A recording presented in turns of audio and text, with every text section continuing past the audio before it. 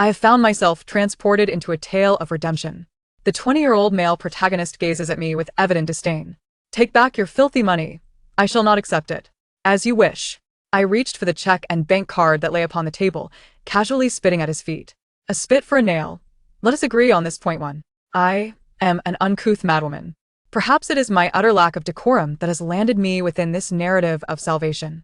I have witnessed the life of the first-rate villainess, Gu Yuanyuan. Though labeled as a malicious antagonist, she has committed no wrongdoing. When the male lead, Song Yuntao, found himself unable to afford an education, it was this so-called villainess who secured the funding for him. When his mother fell ill and lacked the means for treatment, it was again this villainess who provided the funds to sustain her while awaiting a kidney donor. Yet, Song Yuntao has perpetually perceived Gu Yuanyuan as a source of humiliation. Upon the death of his mother, he succumbed to societal pressures and entered into a relationship with Gu Yuanyuan, utilizing her financial support to study abroad. Upon his return, he leveraged Gu Yuanyuan's affection to dismantle the Gu family, even driving her parents to their demise. When Gu Yuanyuan found herself homeless, he orchestrated her public humiliation, claiming that he had finally avenged past grievances. After witnessing Gu Yuanyuan's life unfold, I gazed upon the bloodied figure before me. He is unworthy of your hands being soiled. Allow me to take his place. She remained silent for a prolonged moment before hoarsely responding. And what of you? I tore a piece from my garment to cleanse her face. My hands are already tainted. I need not concern myself with such matters. With trembling hands, she embraced me. Moreover, what you do not realize is that by assisting you, my hands shall be cleansed. I closed my eyes. When I reopened my eyes, I found my body retrieving the bank card that Song Yuntao had discarded on the ground. For a moment, I struggled to regain control of this corporeal form, feeling it smile submissively as it forced the slender card into Song Yuntao's pocket. Yuntao, I truly only wish to assist you. The disdain in his eyes was palpable, as if it were about to overflow. Your sympathy is indeed cheap. With that, he forcefully shoved my body away, causing it to stumble and fall to the ground. Witnessing my pitiful state, the instigator's lips curled into a scornful smirk. Do not presume that I would pity you for feigning such a demeanor. If you wish to lie there like a dog, then do so to your heart's content. It was only at that moment that I fully commandeered this body. With a sudden leap, I sprang to my feet, twisting my neck to hear a few satisfying cracks. I flexed my fingers and called out to Song Yuntao, who had walked a short distance away. Wait.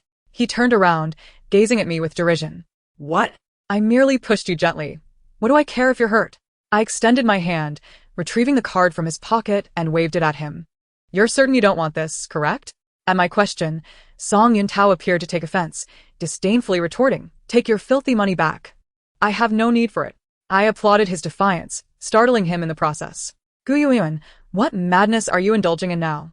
As you wish. With that, I spat at his feet. We are both dignified individuals. Let us settle this with a spittle and a nail. Having said that, I paid no heed to his reaction and turned to walk away. Even a second spent in the presence of this fool felt uncomfortable. After attending the final class of the week, I boarded a car summoned with a personal driver. As I settled in, I marveled at the joys of wealth before issuing a command. Drive. The driver appeared somewhat perplexed but complied. Master Su, do not drive this car tomorrow. Go acquire a new one. The driver, taken aback, responded, Miss, but this is young Master Yuntao's favorite. I was truly blind. From now on, let Gu Yuntao be treated like a dog, unworthy of further consideration. I examined my nails, the edges of my manicure utterly unsightly. How could someone of Gu Yuanyuan's stature settle for such a rudimentary manicure? After my remark, Master Su fell silent for a moment before speaking again. Understood, Mississippi. I chuckled softly. Remember, Master Su, from this day forth, the moment I spot Song Yuntao in this vehicle again shall mark the day you collect your pension. Not long after departing, I spotted Song Yuntao standing on the roadside, seemingly waiting for the bus. Master Su stopped beside Song Yuntao. Seeing his usual driver halt next to him, a flicker of joy crossed Yuntao's face as he reached for the door. It wouldn't budge. What are you doing? Unlock it.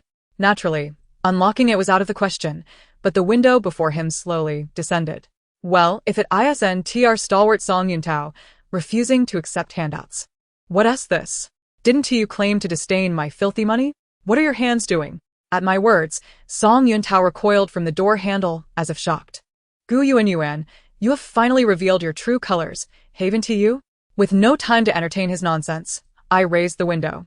After a moment's thought, I extended my beautifully manicured middle finger toward him, just to ensure he wouldn't feel elated. I must say, luxury vehicles are indeed remarkable.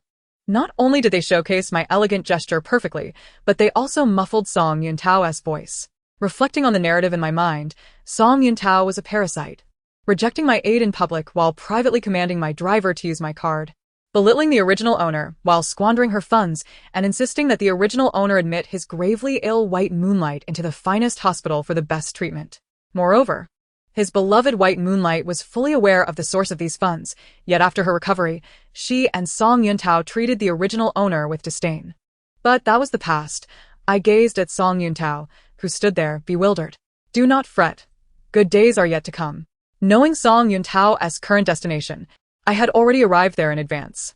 After enjoying 2 ice creams in the pleasantly air-conditioned vehicle, I rubbed my somewhat aching head. Outside the window, Song Yuntao arrived, drenched in sweat, at the city's premier private hospital. His White Moonlight had been arranged here by the former Gu Yuanyuan. Yawning, I approached the hospital room of Song Yuntao's so-called sister, who was in reality his White Moonlight, and listened as his humble voice reverberated within. Dr. Chun, I beg you, my sister has already suffered too much for this kidney source.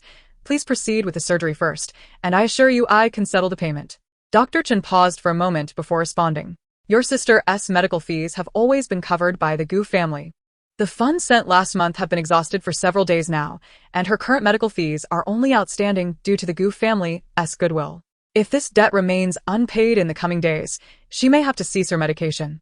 Listening to Song Yuntao's supplicating tone, I stood outside the window, one hand on my hip while the other stroked an imaginary beard. I couldn't comprehend why anyone would bully the very person who had gone above and beyond to assist them. Who granted him such audacity? A witless sycophant, perhaps? Indeed. A love-struck mind is a perilous thing. With a scoff, I deliberately made some noise to ensure the two inside noticed my presence. Oh. If it isn't the stalwart young master Song. What brings you here? Had your fill? If not, perhaps you could scavenge a bit from the restroom? Alas. I shall not be offering any hospitality. The doctor beside Song Yuntao looked at me as though I were a savior. Miss Gu, you have arrived. The patient's condition is quite critical. If the account lacks funds, many medications cannot be administered, nor can the surgery proceed. What do you suggest? As Dr. Chen spoke, Song Yuntao shrank behind, lost in thought. I, however, chose not to acknowledge him but gently pushed Dr. Chen's hand aside. You jest, doctor. What relation do I have with this lady? I merely happened upon this place during my stroll and decided to take a brief look around. With that, I smiled and waved goodbye as I exited the room, attempting to close the door behind me. Dr. Chen seemed poised to say more but ultimately fell silent, merely tugging at Song Yuntao's sleeve.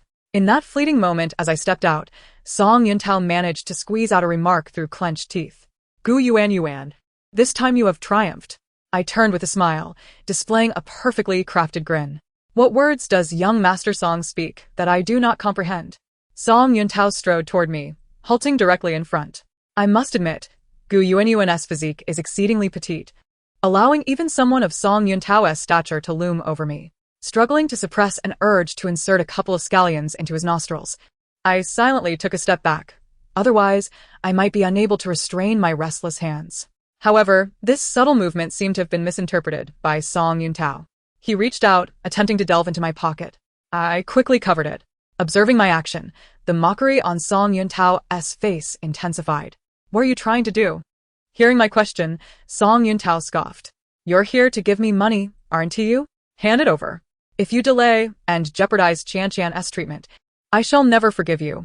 I can only say it's hard to evaluate, and I know not what kind of deluded dreamer concocted such a notion. After glancing at Chen Qian still lying on the hospital bed, a surge of benevolence washed over me, and I decided not to disturb her for the moment. After all, there would be plenty of future occasions for her to endure hardships. There was no need to rush this one. Thus, I escorted Song Yuntao and Dr. Chen out of the room. Observing my actions, Dr. Chen seemed to exhale in relief. I understood him. His inherent kindness made it unbearable to witness his patients perish before his eyes due to financial constraints. Yet, I couldn't help but wonder if he would retain that compassion after decades of arduous study, only to see his career ruined by attempting to save two ungrateful souls right in front of him. Once outside the ward, I cast a look at Song Yuntao, who stood there with an air of unyielding pride, as if refusing to accept any form of charity. His ugliness was rather distinctive. I pondered what Gu Yuanyuan saw in him.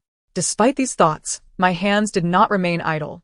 I casually picked up a blank sheet of paper, tossed it to the ground, and stepped on it a few times.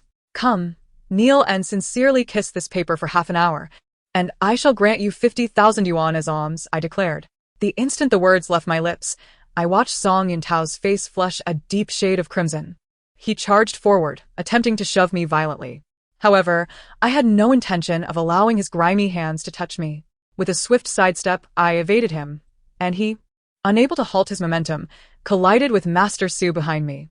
Given his advanced age, Master Su was no match for the reckless force of this youthful, enraged bull. He was sent tumbling to the floor, crying out in pain.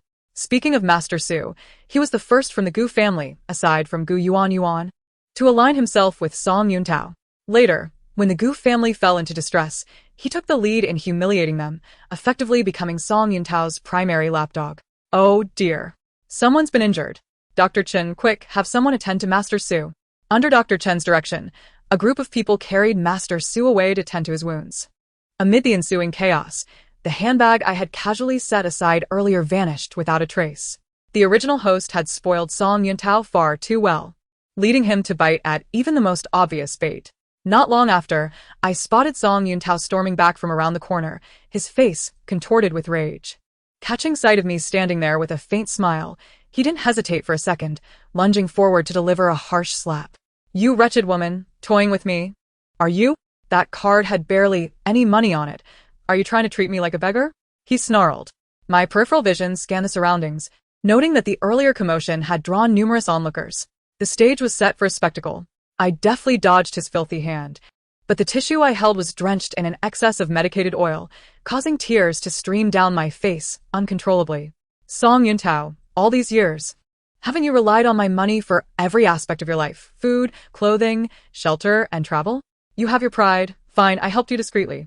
But now, not only do you offer no gratitude, you strike me because I couldn't produce funds on the spot? As I spoke, my tears fell incessantly. I knew my expression must have mirrored profound agony. After all, the tissue was truly stinging my eyes. Yet, it didn't matter, for in the eyes of the gathered crowd, such a distraught appearance was entirely fitting. The bystanders began to murmur and point accusatory fingers at Song Yuntao, while some eager individuals had already raised their phones, recording the entire scene. Sensing the timing was ripe, I clutched my chest, feigning heart-wrenching sorrow. I know your life has been fraught with adversity, and it's natural for you to be wary of others. But my family has given you so much support, and in return, you've proven to be nothing but an ungrateful cur. Song Yuntao's face darkened as he took in the whispers around him. A man of his character, who readily accepted others' aid, yet clung to a false sense of superiority, could not tolerate even a hint of criticism. Now, under the scrutinizing gaze of the public, he had suffered a monumental loss of face. In his heart, he had likely already condemned me to 1,000 deaths. His ashen complexion flushed bright red. Gu Yuan. I always knew it. People like you only ever offer me pity. I don't want your filthy money, he roared, nearly shouting the words. Allowing a subtle smile to flicker across my lips, I leaned on Dr. Chen for support, trembling as I attempted to make my way through the crowd. Very well. If that's the case, I shall take my leave if there's nothing further. Just as I turned to depart, a figure burst from the throng, shoving me hard in the back. I managed to sidestep, avoiding a fall, but the force of the movement tore a large rip in my dress. Cursing under my breath, I lifted my head to identify the assailant, a thin, dark-skinned woman standing protectively in front of Song Yuntao, arms outstretched. A quick assessment revealed her identity, Zhang Fun, Song Yuntao's illiterate mother, who doted excessively on her son. Her eyes bore into me with intense hostility, as if fearing I might suddenly brandish a blade and behead her precious child. Gu Yuan, abandon your foolish hopes. Even with your wealth, you will never set foot in the Song family, she screeched, jabbing a finger in my direction. With the atmosphere now perfectly set, it seemed only appropriate for me to play the villain. I waved my hand, and two burly men in black suits emerged, firmly restraining the pair. Laughable. Really, in my current role as a wealthy heiress, bringing along a couple of bodyguards was hardly out of place. Had I not instructed them to hold back, These two would have been on the ground the moment they made a move. I settled onto the floor, the prolonged performance having taken its toll. Though my spirit remained strong, Gu Yuanyuan's physique could not endure much more. The instant my bodyguard seized them, Zhang Fun began to wail. Gu Yuanyuan, what do you think you're doing? This is a society governed by law. Your money can't override justice. I applauded vigorously in agreement, then retrieved my phone to alert the police. It pleases Yuanyuan that you possess such awareness. But the thought of you receiving a lesson soon brings her even greater joy. While awaiting the officer's arrival, I provocatively used my hand to lift the chins of the two restrained protagonists. When the police get here, be sure to speak truthfully and strive for leniency, I advised. Digging at my ears, I noted that despite her flaws, Zhang Fun certainly had a powerful set of lungs. Standing too close had left my ears ringing. Gu Yuanyuan. My mother's health is frail. If anything happens to her because you won't release us, I'll hold you accountable. Song Yuntao shouted. I stood at a distance, supporting my waist as I listened to Zhang Fun's incessant ranting. Initially, I could tolerate it, even finding amusement in the spectacle. But when she claimed I was deeply infatuated with Song Yuntao, I could no longer contain myself. Approaching her, I sneered, "Stop treasuring him. What exactly is Song Yuntao worth? All these years, every cent he's spent on food, clothing, and necessities came from me. Even a dog I raised would wag its tail in gratitude." Leaning close to Zhang Fun's ear, I let out a soft laugh. Your beloved son just committed intentional assault. Once he's taken in, his life will likely be ruined. Frankly, I think you should be delighted, shouldn't you? As expected, my words triggered a torrent of curses from her. Having criticized this story's characters extensively, I was well acquainted with their traits: selfish, fragile, and devoid of gratitude. Dealing with such figures, it would be a disservice to my status not to toy with them thoroughly. When the police finally arrived, I handed over the recorded video and the two individuals to them, then accompanied them to provide a statement. At the station, I voluntarily proposed mediation. I was simply too kind-hearted, unwilling to break my toys all at once. However, reconciliation came with conditions. My demand was straightforward: compensation. I certainly do not lack for money, yet it is the so-called protagonist, Song Yuntao, who is in dire need of it. Observing the two of them scramble together to gather funds, I casually took the money. Glancing at Song Yuntao, I spoke with the intent of amusement. Young Master Song, hiding behind others is hardly the mark of a true gentleman, wouldn't you agree? Then, with a gentle clap of my hands as if recalling something, I added, "Oh yes, young Master Song, I just heard from Dr. Chen that Chen Qian's condition has deteriorated slightly. You may find the days ahead rather taxing." Having played the role of the wicked female antagonist, I laughed heartily as I exited. I felt as though I had truly embodied a villain. Upon returning home, I summoned Aunt Jiang, who was still in the garden. Aunt Jiang is the housekeeper of the Gu family, a presence whose absence or presence makes little difference. Coincidentally, Chen Qian is Aunt Jiang's daughter.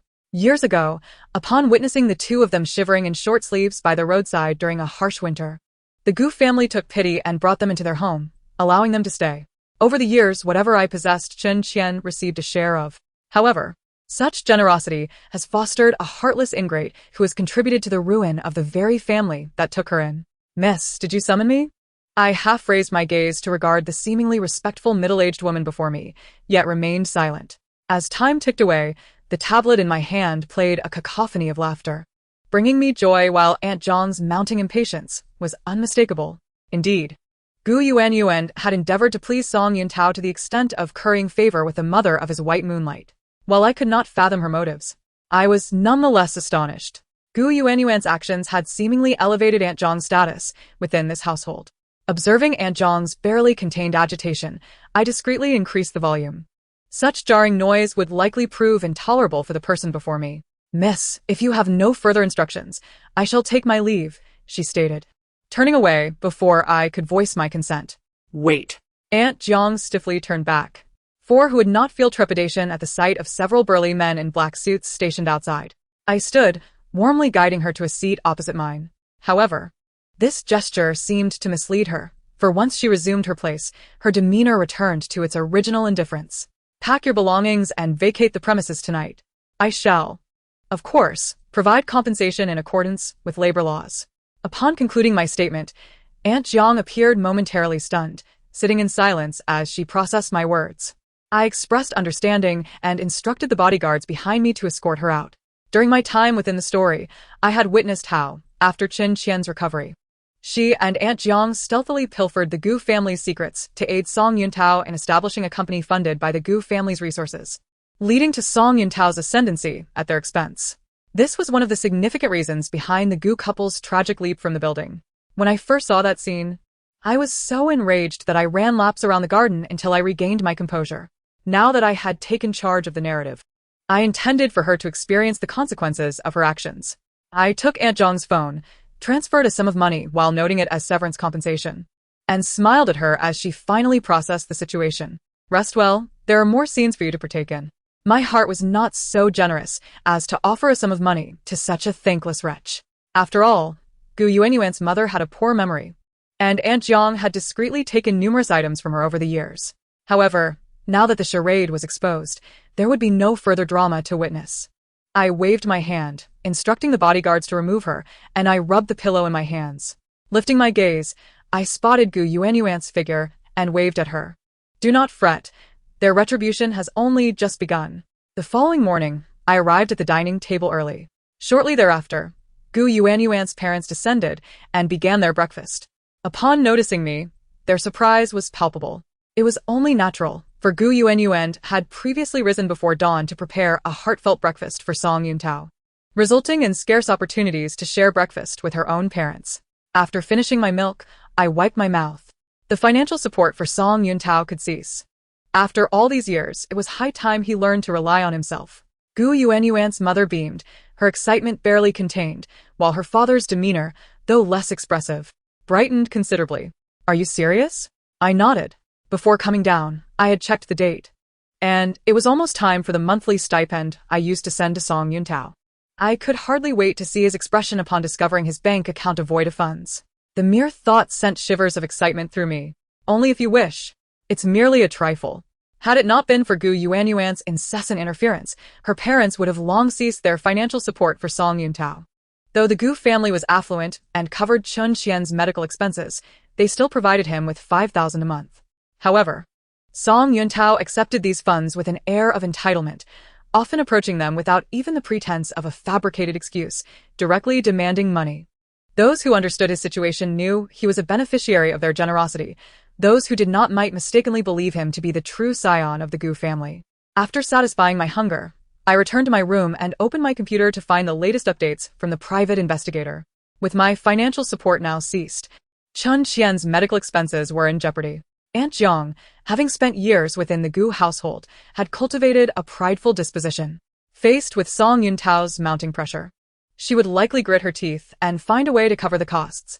However, after years of having Gu Yuanyuan as a constant source of financial support, Aunt Jiang had grown accustomed to a lavish lifestyle. She would not have much left to spare.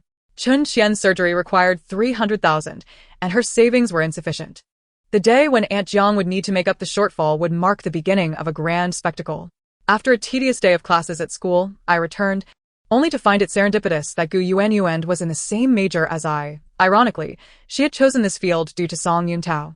Though she was wholly unsuited for it, pursuing this path was merely a waste of her talents. As the lecture droned on, I already knew the material and found myself dozing off during the lectures. Naturally, the teacher called on me several times, but I answered his questions flawlessly, leading him to overlook my inattentiveness. After all, I had earned my position as the top student over the years. Finally, as the morning class concluded, Song Yuntao strolled in. The sycophantic friends who had trailed him, eager for indulgence, instantly flocked to him. "Brother Song, you're back. Where have you been gallivanting these past few days?" "Brother Song, I discovered an amazing place recently. Let us all go and have some fun." I couldn't help but chuckle quietly. Indeed, they were a pack of frivolous companions, utterly ignorant when it came to studies, yet well-versed in leisure. Given Song Yuntao's previous temperament, it was evident that when this group ventured out, he would invariably be the one footing the bill with Gu Yuanyuan's money. He managed to muster a strained smile, but his nature would not allow him to admit he was out of funds. Instead, he excused himself, claiming he had other matters to attend to, dismissing his entourage.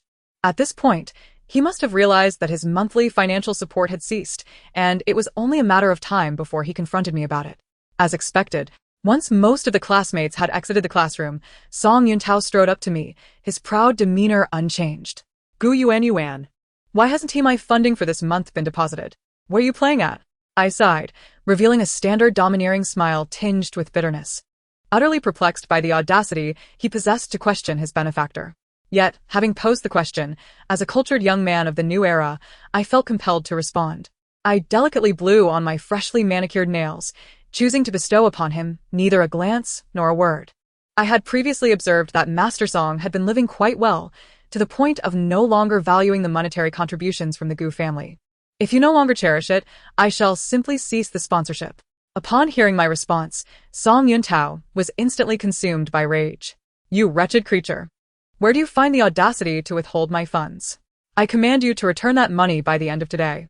With no one left in the classroom to witness, and spurred on by my provocation, his true nature emerged, and he unleashed a torrent of insults upon me.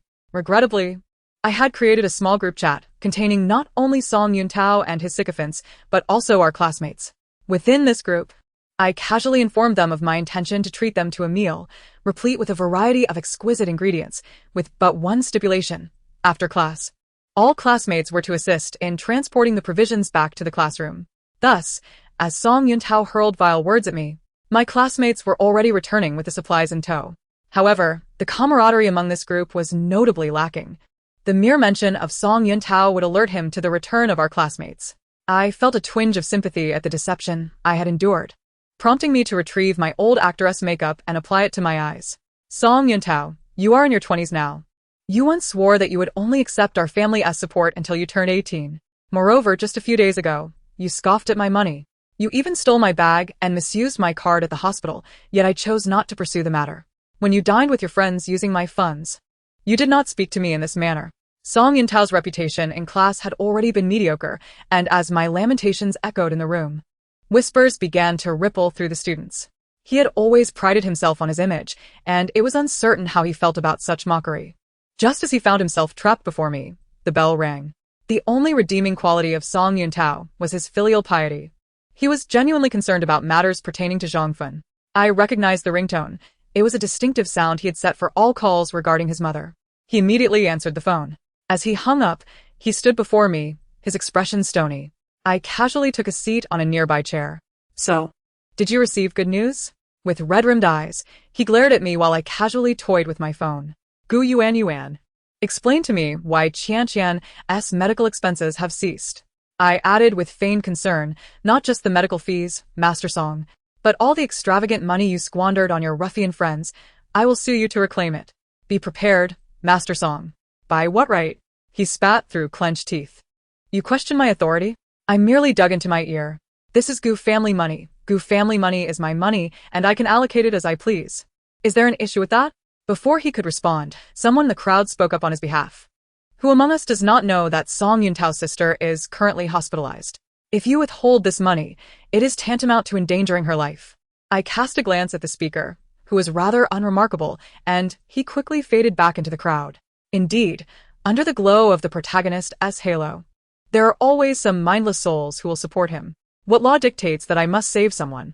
I inquired with a smile, inciting a stir among the crowd. It seemed they disapproved of my callousness towards the wealthy. I rapped my knuckles on the table, tossing a pile of receipts onto its surface.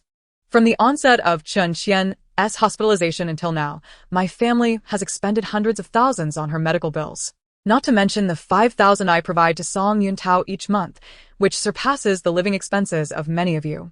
Over the years, I have transferred no less than 1 million in total. Tell me, how many of you can confidently save 1 million over the next 20 years? With the evidence laid bare, the once volatile crowd fell silent. If Song Yuntao had been frugal and genuinely sought ways to rescue her, that sum would have sufficed. I redirected the spotlight back onto Song Yuntao.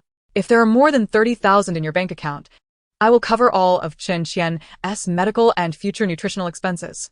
What do you say? The onlookers began to murmur. Words without proof. How do we know you've ever transferred money to Brother Song? I smiled, casting a sidelong glance at the one who spoke, a blonde fellow. You claim I have not transferred funds? Present your evidence. And if I recall correctly, did you not recently indulge in drinks bought with Chen Qian's life-saving funds? Did you forget that already? I stood and approached Song Yuntao. Let us lower the stakes, since you assert that Chen Qian's medical funds have vanished. And you're currently scrambling to save up for her. Surely you have at least 1,000 in your account? If you have 1,000, I shall cover all her medical expenses. The crowd, witnessing my generous offer, turned their gaze to Song Yuntao, yet he appeared ashen, unable to produce his latest model phone to show us his balance. Observing his embarrassment, the whispers crescendoed. Hasn't Song Yuntao always claimed to work multiple jobs to save his sister? Yet, when it comes to parting with a mere 1,000 for medical expenses, he cannot manage. Still, some defended him. Perhaps Brother Song's salary has not yet been dispersed. But this was quickly countered. His sponsorship just ceased. Everyone knows he has been laboring for his sister, and he has received various scholarships and school aid. Yet he cannot produce even 1,000? Song Yuntao, who had always prided himself on his integrity, found this scenario intolerable.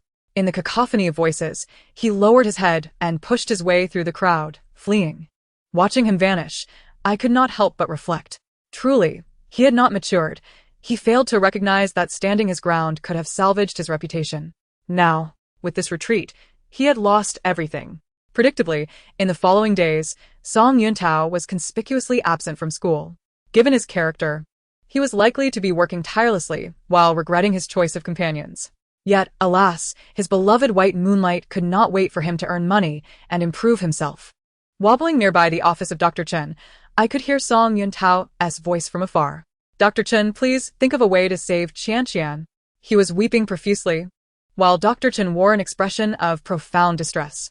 A good-hearted man, he was unfortunately too kind, having depleted his own resources in the pursuit of helping others. Eventually, it was due to Dr. Chen's inability to provide financial assistance at this critical juncture that he was hurt. After a lengthy wait, I still heard no mention of my name from Dr. Chen. The previous performance had perhaps been too excessive, prompting him to believe that I would refuse to step in. Nevertheless, Song Yuntao, possessing a spark of intelligence, soon thought of me. Yuan, yes, Yuan surely still harbors feelings for me. If I merely soften my stance, she will undoubtedly assist me. From a distance, I applauded him. Truly, he was the protagonist, and such confidence was indeed rare. The plot began to converge. The original storyline unfolded here. Song Yuntao would plead with Gu Yuan, who would provide the funds, yet ultimately, it would be too late. Thus, Song Yuntao, in his so-called act of enduring humiliation and bearing the burden, ultimately seized the Gu family's wealth by force, relying on the affection of Gu Yuan's parents towards her. And he proclaimed that it was all in the name of avenging past grievances. However, standing here now is not the soft-hearted Gu Yuan, but rather myself, a mere spectator eagerly anticipating the unfolding drama. Were it not for a voice that urged me to align my experiences with the original plot at this juncture, I could have likely completed the task within the first week of my arrival.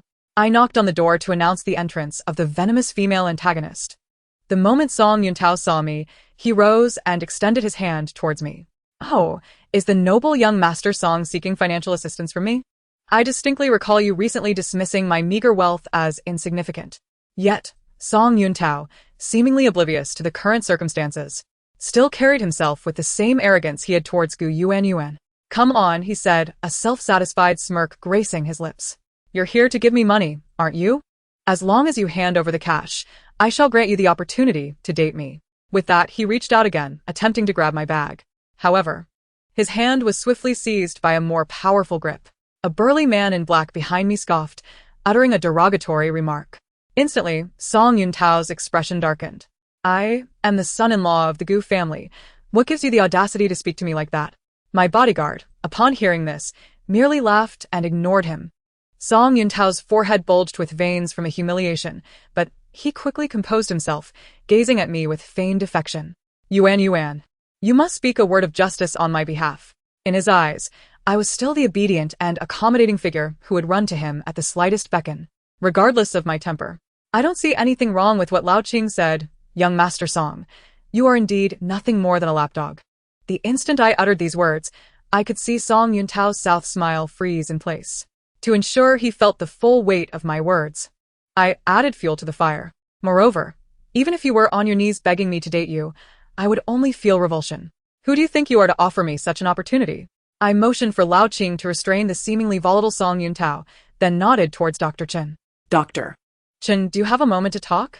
In the small garden, Dr. Chen instinctively bit down on the straw in his drink.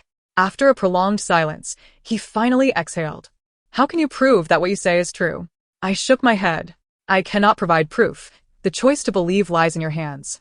However, I placed a hand on Dr. Chen's. I need not share this with you, but it is unfortunate that your decades of effort have been squandered by a worthless individual. Observing the shifting expressions on Dr. Chen's face, I knew he struggled to convince himself, still wishing to try and save Chen Qian. I chose to say nothing further. Rest assured, Dr. Chen, you need not do anything. I will handle the rest. Just be cautious in your everyday affairs. As I entered the vehicle, I noticed Song Yuntao rushing towards me in a frenzy.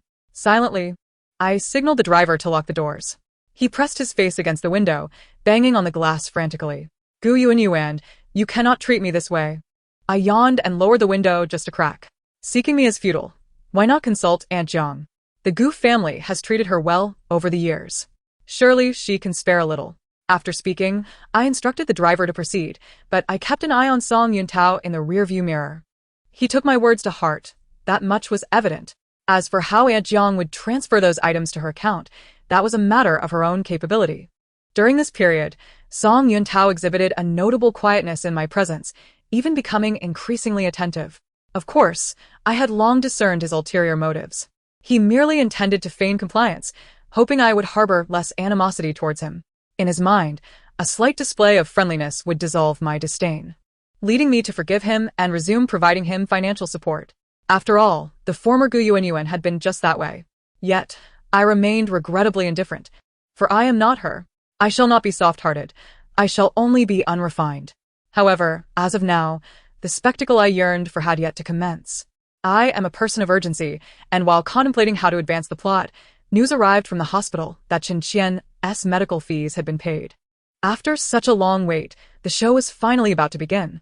When the Gu family had just taken Aunt Jiang and Chen Qian in, they had knelt on the ground, pleading for sustenance. Out of compassion, Madame Gu allowed Aunt Jiang to stay as her assistant. Among the luxurious items in Madame Gu's rooms, the only person aside from the Gu family permitted to touch them was Aunt Jiang. Initially, she did not dare to lay a finger on them, but gradually her boldness grew. At first, she merely pilfered some trinkets, for Madame Gu was indifferent to such matters and would sometimes even offer these gifts to Aunt Jiang. This seemed to embolden her further, and as time passed, Aunt Jiang became dissatisfied with mere trinkets, reaching for inconspicuous yet valuable items. Yet, she seemed blissfully unaware that those rooms were equipped with numerous hidden cameras, which had gone unnoticed and unmentioned over the years. When I casually mentioned to Madame Gu that I wished to retrieve a few items taken by Aunt Jiang, she cheerfully ascended the stairs to fetch them for me. However, after some time had passed, I only heard her calling me to come upstairs. I hummed a little tune as I made my way upstairs, where Madame Gu was in a furious rage. Upon seeing me, she barely managed to regain her composure. I feigned innocence. What is it, mother? What troubles you so? Madame Gu took several deep breaths. I just came up to find those necklaces you wanted, but after searching everywhere, I couldn't find them. Can my belongings simply vanish into thin air? After I dismissed Aunt Jiang, Madame Gu did not inquire further, but instead found another trustworthy individual to serve as her assistant. Now, the new assistant was rapidly scouring the surveillance footage. I attempted to calm Madame Gu. Mother, this anger is unproductive. Let us go downstairs to eat. When I brought her to the dining room, Mr. Gu hurriedly returned. Before we had even finished our meal, Madame Gu's assistant had returned with a report. How outrageous. I saved her life and treated her well. How dare she? Watching Madame Gu and Mr. Gu deliberate over their course of action, I knew the pivotal moment of this spectacle was finally at hand. I advised them to remain still, awaiting the conclusion of Chen Qian's surgery. According to the information relayed by our informants, Chen Qian and Song Yuntao were now blissfully ignorant of the impending turmoil they were about to face. Humming a little tune, I arrived outside Dr. Chen's office, where I beheld an exuberant Song Yuntao alongside the demure Chen Qian. Song Yuntao looked at me with a smug expression. Gu Yuan, see? Even without you, I possess the means to save Qian. Observing the self-satisfied smirk on Song Yuntao's face, I felt compelled to offer a kind reminder. That money, it came from Jiang Jing. Did it not? Upon hearing my words, Song Yuntao embraced Chen Qian triumphantly. Of course, he began, but abruptly halted mid-sentence. He could not comprehend how I had come to know this, despite his efforts to keep it well concealed. There was no need for him to speculate. I graciously revealed the answer. Do you know how the money came about? It was Jiang Jing who pilfered my mother's belongings to sell. And that is how this sum was procured. At that moment, Chen Qian, who stood nearby, seemed as though she had been struck by a heavy blow, collapsing weakly to the ground. But what about my mother? I am acutely aware that my smile at this moment likely resembles that of a villain. For anyone who would utter such words to a female protagonist, claiming to have sent her mother to the police station, would unmistakably appear as an antagonist. Perhaps my overly conspicuous grin led her to comprehend certain truths. She suddenly surged to her feet, attempting to grasp my collar. It must be you. You know everything. You deliberately ensnared my mother. You are the one who enticed us. I signaled the burly man in black behind me to pull Chen Qian aside. Meanwhile, I approached Song Yuntao with a smile. My dear young Master Song, tell me, in the spirit of humanitarianism, should I refrain from reclaiming this money? Yet, ironically, even now, Song Yuntao remains convinced that my actions are merely a performance to compel him to accept me once more. Gu Yuanyuan, this time you have triumphed. As long as you do not pursue this matter, I will immediately be with you. With that, Song Yuntao leaned in, attempting to embrace me. Witnessing this, I felt an overwhelming sense of tedium. I couldn't fathom the workings of such a mind. Does he truly believe that everyone adores him? A gentle sparring. But let us ensure no harm is inflicted. I am a benevolent soul, one who does not resort to violence. Upon hearing my words, the burly man in the black suit swiftly ensnared Song Yuntao's neck, leading him away for a proper exchange of blows. Entering Dr. Chen's office, he regarded me as though he wished to say something. No need for further words. I am genuinely a good person. It's just that Chen Qian lacked post-operative care. Which is perilously concerning, wouldn't you agree? It seems Song Yuntao had not anticipated the considerable costs associated with post-operative care, especially in the upscale private hospital that Gu Yuanyuan had initially arranged. Even if he toils relentlessly as a student who is yet to graduate with mediocre grades, where could he possibly acquire such a sum in a short time? Only now does he realize that without my assistance, he would struggle to overcome this hurdle. Once he recognized this, he began to bombard me with messages and calls. Initially, I contemplated blocking him, yet I could not bear the thought of losing such amusement. Thus, I was compelled to temporarily switch to a different phone, securing my current device in a soundproof safe, intending to retrieve it for a chuckle when boredom struck. When Song Yuntao finally discerned my unreliability, his gaze shifted to Dr. Chen, seeking his assistance in raising funds. Even though I had already intervened in this narrative, altering significant portions of it, for instance, the once vibrant Chen Qian, who was supposed to thrive post-surgery, now succumbed to rejection. With Dr. Chen's aid, Song Yuntao managed to handle the remaining matters. The rumors circulating about him at school gradually faded, as though he had never existed at all. After Jiang Jing was incarcerated, Zhang Fin was also imprisoned for intentional harm, becoming Jiang Jing's cellmate. On the day Zhang Fin was imprisoned, Song Yuntao sat in the park, laughing and crying, before vanishing without a trace. Some speculated that he had absconded with Zhang Fin's savings to indulge in debauchery, but I knew that such behavior was contrary to his character. After all, throughout the narrative, his sole redeeming quality was his remarkable filial piety. Being someone who values life so dearly, upon learning of Song Yuntao's disappearance, I promptly took my family on a vacation, discreetly arranging for a group to protect Dr. Chen. After all, according to the plot's trajectory, he was bound to seek revenge against Dr. Chen, despite the fact that this individual had been unceasingly aiding him throughout the ordeal. On the day following my vacation, I finally received news. Song Yuntao, in a frenzied state, stormed into the hospital wielding a knife and a Molotov cocktail, intent on attacking Dr. Chen. Naturally, he was easily subdued by Dr. Chen, who had been prepared for such an eventuality, alongside my arranged personnel. During his subsequent interrogation, when the officer inquired why he had assaulted Dr. Chen, he simply uttered, "It's all his fault. Had he not deliberately botched Qianqian's surgery, she would not have died." In the original storyline, after injuring Dr. Chen, Song Yuntao still relied on Gu Yuanyuan's desperate pleas to have Mr. and Mrs. Gu intervene. However, without my support, he found himself utterly alone, and I could not envision any outcome for him other than languishing in prison. Before his incarceration, I made a point to glance at him once more. Upon seeing me, he mouthed something, but I did not take the time to discern his words. Instead, I simply returned a gesture of defiance. Though he is the male protagonist, he remains merely a figure within a redemptive narrative, yet to mature, and the so-called salvation has been entirely dismantled by my actions. without experiencing redemption or growth.